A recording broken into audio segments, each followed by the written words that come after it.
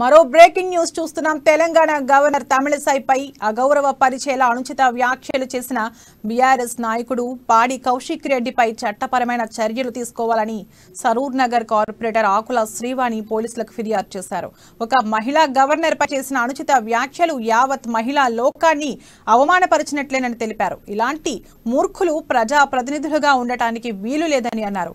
పాడి కౌశిక్ రెడ్డిపై తక్షణమే కఠిన చర్యలు తీసుకోవాలని కార్పొరేటర్ ఆకుల శ్రీవాణి డిమాండ్ చేశారు.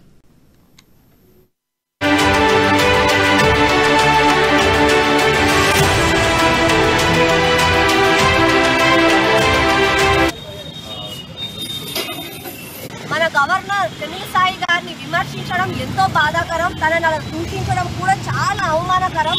కాబట్టి ఈరోజు సరూర్ నగర్ పోలీస్ స్టేషన్లో కంప్లైంట్ నమోదు చేయడం జరిగింది.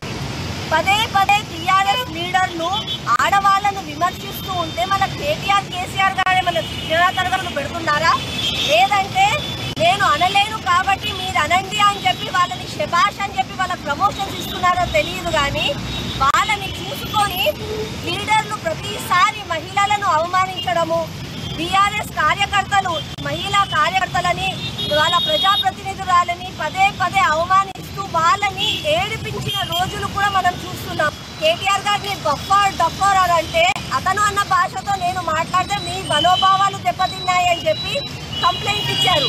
మీరు కంప్లైంట్ ఇవ్వగానే